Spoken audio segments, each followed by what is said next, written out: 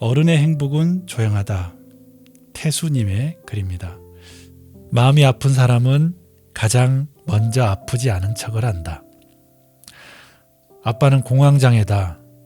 65년 만에 가는 첫 해외여행 비행기에서 아빠는 청심환을 2알 먹고 외쳤다. 멈춰, 멈춰. 팔기통으로 펌핑 중인 자신의 심장에게 한 말이었다. 승무원은 급히 다가와 물었다. 선생님 괜찮으세요? 주변 승객들은 하나둘 아빠를 주목하기 시작했다. 아빠는 차분히 답했다. 저 빼고 가세요. 아빠는 병원이 싫었다. 엘리베이터도 혼자 못 타면서 해외여행도 못 가면서 우연히 잠긴 화장실 손잡이를 미친 듯이 때려 부쉈으면서 아빠 그 정도는 아니야. 매번 그렇게 말할 뿐이었다. 58년 개띠 중년 남성에게 병원은 여전히 비정상의 상징이었다. 아빠는 정상인이고 싶었다. 그게 속이 뻔한 거짓말일지라도. 드라마 정신병동에도 아침이 와요의 주인공 다은 역시 비슷했다.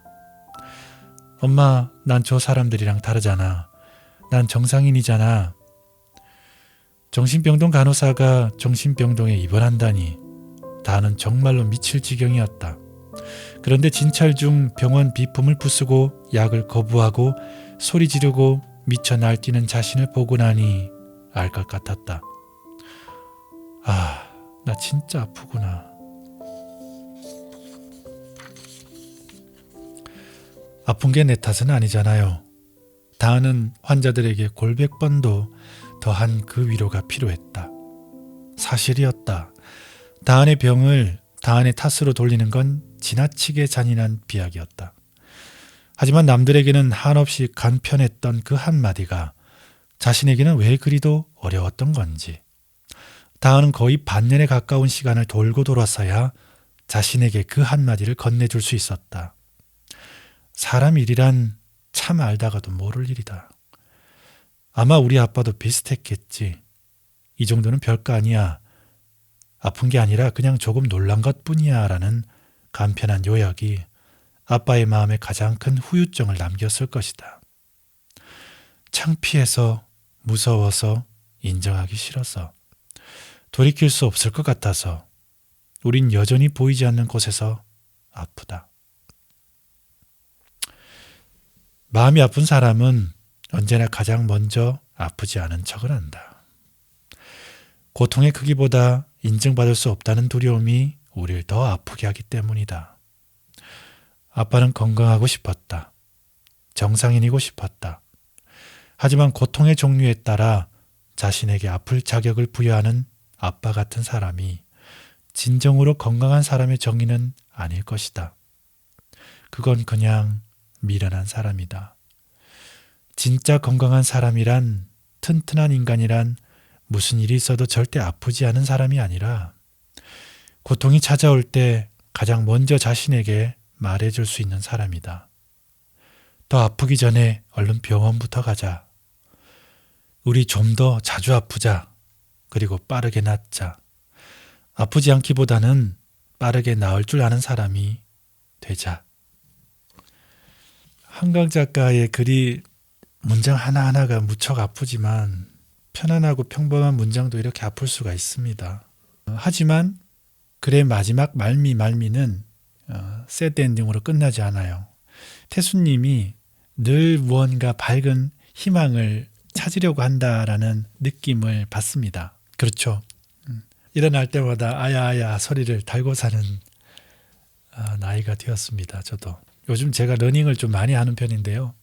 그러고 나면은 그 다음날 되면 종아리나 발바닥이나 이게 늘 아파요. 파스도 붙이고 제 주변에 제 또래 사람들이 다들 아야아야 합니다. 에필로그를 낭독하면서 오늘 이야기를 마칠까 합니다. 우린 너무 쓸데없이 불행하고 너무 복잡하게 행복하다. 이게 여기 에필로그에 있었던 말이군요. 불행은 계절 같은 것이라 생각했다. 시간이 지나면 달라지는 계절처럼 불행도 견디고 견디다 보면 사라질 거라 굳게 믿었다. 그런데 아니었다. 봄에서 여름으로, 여름에서 가을로, 가을에서 겨울로, 겨울에서 다시 봄으로 불행은 이름만 바꿔갈 뿐 지치지도 않고 내 옆을 꼭 지켰다. 더위가 사라지면 안구 건조증이 찾아왔다. 안구 건조증이 찾아들면 콧등을 베는 추위가 마중했다. 추위마저 누그러지면 미세먼지가 시작됐다.